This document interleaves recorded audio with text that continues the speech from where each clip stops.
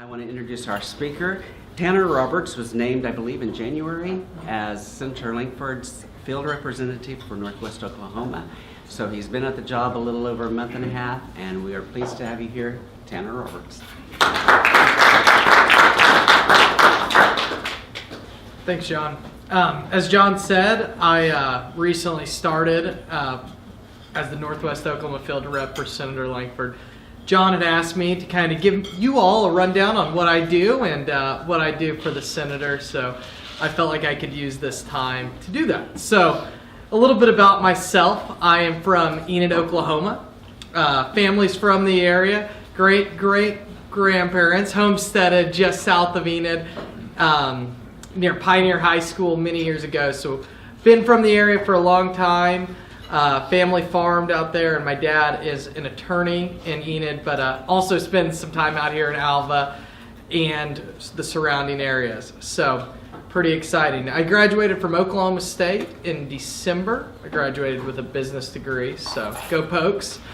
And then following graduation, I started working with Senator Langford as his Northwest field rep. So with that being said, my position as a field rep is to be a liaison to the communities in my area.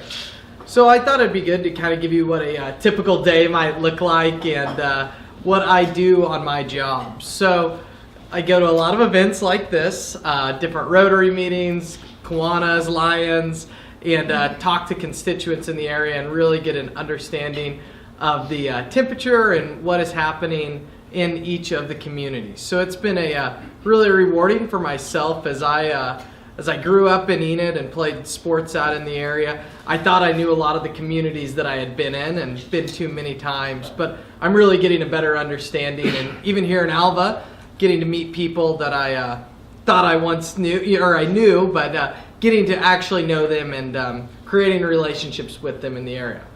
Another one of my jobs is I am a policy advisor for the senator on issues that pertain to the Northwest Oklahoma region. So out here, that a lot of it has to do with agriculture and oil and natural gas. So if there is something that is a legislative issue that affects those specific areas, I can be the voice of that to the senator. So that is always good to know. If you all are ever hear of anything in the area that might affect the region, to feel free to reach out to me and I can pass the message along to him. Another thing that our office does, and a lot of people don't realize this, is we do a lot of constituent work. And with that being said, constituent services.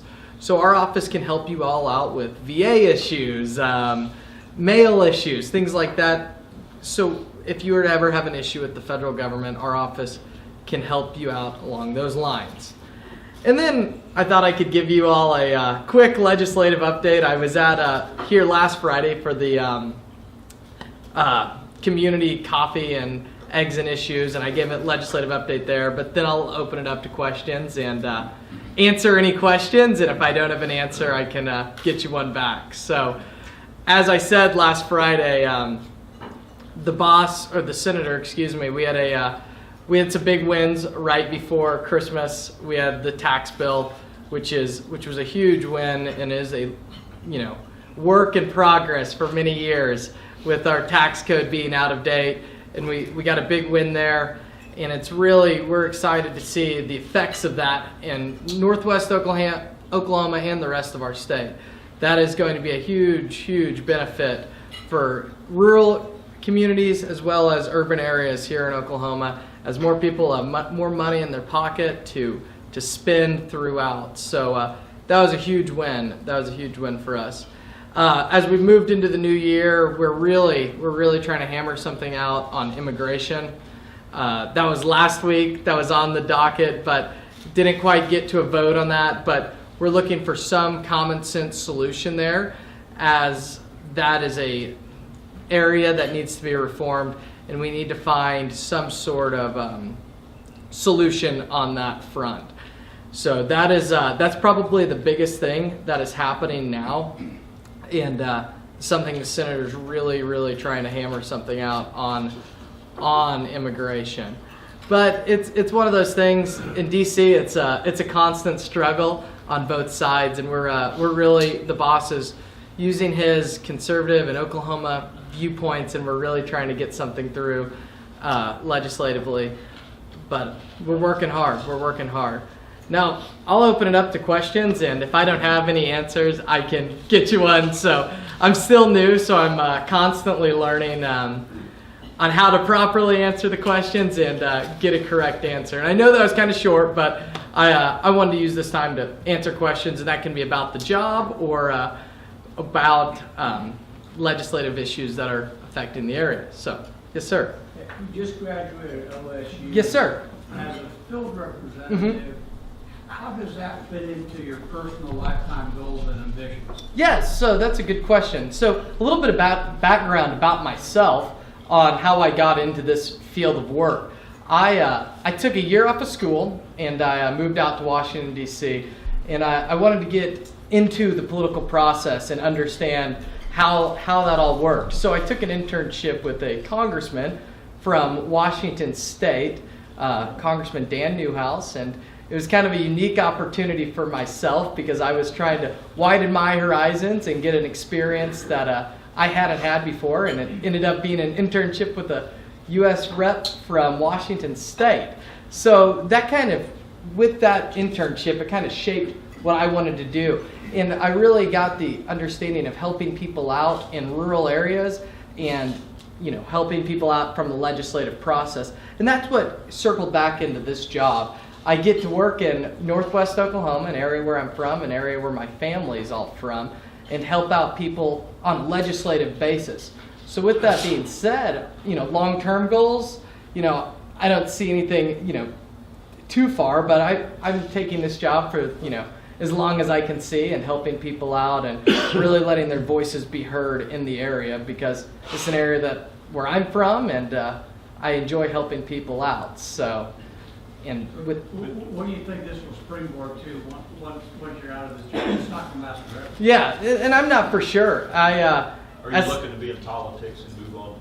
No, not at all. Not at all. Not go into politics, but I think it's one of those things. It's with just graduating, I didn't even know I was going to take this job, a month or two before graduation. So past this, I'm not for sure. I love being out here in Enid and Alva every day, and I want to stay in the Northwest, but not for sure what's past this. So I'm enjoying what I'm doing now. Is it kind of unusual to, I would think normally aides or help would come from their local state, like, Langford gets you from Oklahoma, where the guy from Washington State hiring somebody from Oklahoma, that's a little unusual. It is, and that's an interesting question. My philosophy even for applying for that is I was really wanting to learn about a new part of the country and also work for a member that also represents a similar area to Northwest Oklahoma, and that just happened to be Central Washington, working for Dan Newhouse. So Central Washington's a lot like our area out here. It's lots of wheat, lots of cattle. So he was on the ag committee, so I got a better understanding on ag policy, and I also got to learn about a new part of the country that I had no idea about prior to even applying for that internship. So it was a good opportunity, and got to learn about Washington State that I didn't know before. So thanks. Yes. So do you feel lots of questions of people calling because my disability Social Security check's not coming in, or I'm having a fight with the IRS, or can't get this deal done? So that's interesting because we do handle a lot of those questions, and we have caseworkers in our office that their job is to do those specific issues. So I'm almost like a project manager in the sense of, say you and I are talking and you have an issue, I can connect you with our caseworkers in Oklahoma City and in Tulsa. But we do get calls like that quite a bit, and there are problems that sometimes people make mistakes and there's an issue down the road. So our office is your resource, and a lot of people sometimes don't understand that if you have an issue with the federal government, you can call, and a lot of times those problems can be fixed just by one of our caseworkers helping out on that front. So, but we do have our fair share of people calling in and needing help and trying to find a solution to the problem. Thank you. Yes. Knowing Senator Langford's background, Mm-hmm. I guess would be the best way to put it, Mm-hmm. his life, has he been more frustrated with the lack of integrity of so many of the people that he has to deal with in Washington, or did he expect it? I don't know if expect is the best way to put it.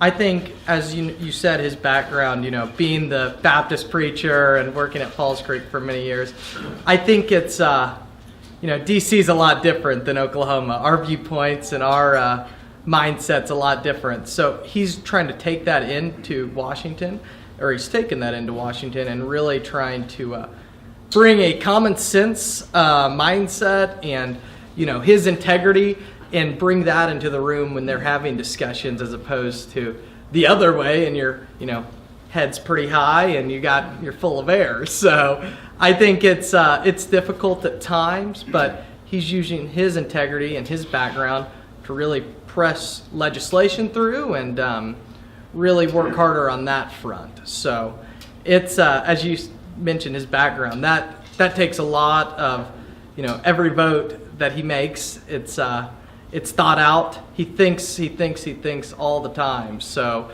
it is integrity is probably the best way to put it, and thoughtfulness on that. So it's tough at times, I'm sure, arguing with your own side and the opposite side, but it all takes time and patience. So in his background, We appreciate it. thank you. Yes. Can you describe the conditions, the ins and outs required to fill out a VA application? Yes. So if you were to have an issue with the VA, first thing you would do is reach out to our office in Oklahoma City or Tulsa. And after you reach out and you discuss the issue, they will send you a piece of paperwork that you would fill out and either fax that back to them or mail it. And after that process is over, you will be assigned to a caseworker who will from there take your case and work that case through with the VA. So That's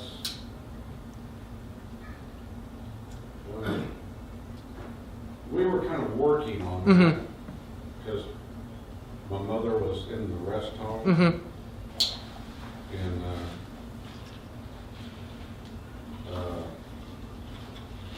we kind of got away from that about like, what are we doing this for? And it seemed like the lawyer said, well, it's a source of income she can get. If you gotta, I know we got the application, we worked on it, and then you have to go and get her husband's honorable discharge, got to get a copy of that. Well, it's like, I don't have to worry about it now, 'cause she died the other day. But there's something that said, or lawyers that said it was something that we needed to pursue. There was like, she could get a little bit of financial help. No, that correct? that sounds correct, and I don't handle those specific issues, but it sounds like that is something that if there were something in the future, or and this goes to anyone, if there is an issue like that, feel free to reach out to our office, and a lot of times we can help out, but there are instances where we can lead you in the right direction on the proper procedures for that. So it sounds like there was probably an avenue there, but I'm not for sure. How much staff do you have in your office in Oklahoma City? So in Oklahoma City, we have 5 field reps. We have a Northwest, Southeast, Southwest, Northeast, and then Oklahoma City. And then we have 3 ladies that handle casework. And then we have a state director, so their chief of staff, if you want to call it, and a state outreach director who is in charge of all the state outreach. And then we have 3 in Tulsa, and they do casework as well, and another field rep. So, yeah. And then DC is all the policy staff and communication staff. How much staff does he have in Tulsa or in Washington, D.C.? In Washington, D.C., and now this is just a guesstimate, so I would say it's probably around 25. Yeah. So we have a pretty big team. Pretty big team. Do you have a question, sir? Do you have some business cards with all your contact I information? do. I have some cards, and would love to give those to you all, and be of any help out here in Alva. I've always enjoyed coming out here. As in high school sports, it was always nice to come out here because people in Alva were so just good people. So I was pretty excited when John had invited me out to come talk to you all. So this has been good. It's been great. Are there any other questions? And yes, sir. Go on. If there was one thing that you could emphasize that Senator Langford, something that would make him, or it does make him come in and sit down at his desk in Washington and bang his head on the desk, what would that one thing be? Well, I think there's a lot of things, but I'm sure there's a lot.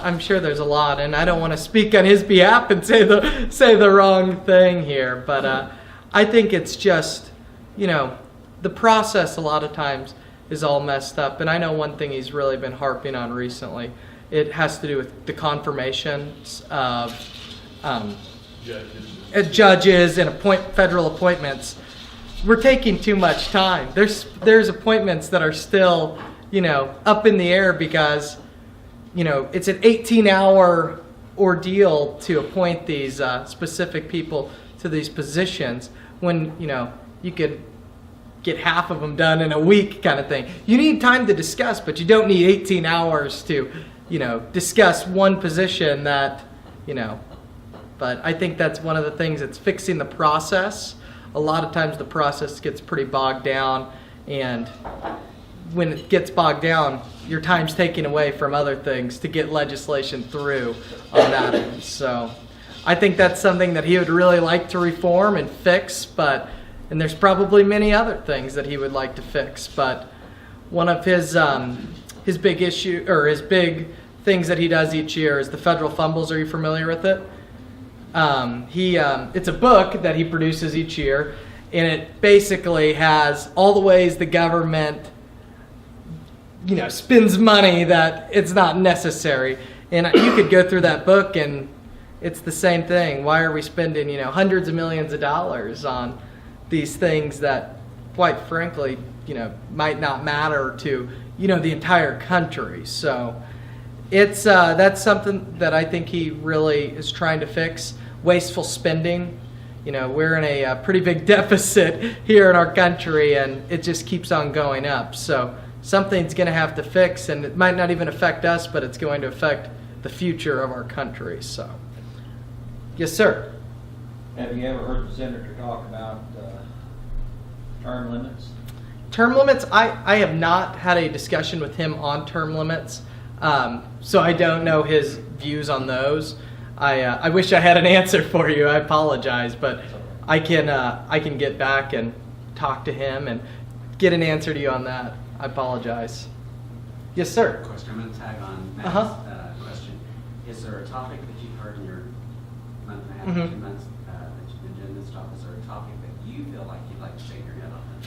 So I think for myself, I think the big thing is, being from the Northwest, come from an agriculture base. I think agriculture, that's our lifeblood out in this area. That is something that is, so important, and, it's our biggest asset in Northwest Oklahoma. We feed the entire country. So I think a policy that I would, I particularly like is agriculture on that front, just because we're the lifeblood to the entire country. We feed everyone. So that's kind of an avenue that I am starting to, a policy area that I'm falling into. So. What do you mean you're falling into? You have to do trade deficits? Well, falling into as, taking more of a liking to than other policy just because it's relevant to me. So if that, not falling, not literally just going into policy or ag policy. Yes, sir. Currently, the wheat prices for farmers in northwest Oklahoma are below break even Mm-hmm. with a pretty good yield. A lot of the problem, we've been told, is because Mexico, our greatest purchaser, Mm-hmm. is purchasing month by month instead of on a long-term basis. And the reason they give for that is the NAFTA pushback from the United States. Are we any closer to getting that resolved so that we have our market back? I know the senator himself was, had discussions with the president, and what we have kind of, and what I've learned, we want to keep NAFTA. There's probably some change that needs to be done, but don't touch the agriculture portion of it, just because that's a lifeblood to all of us out here. I mean, Mexico is probably, I would say, it's one of our biggest buyers as well as Canada. 80% of our wheat runs. Yes. Exactly. So, don't touch the agriculture portion of it.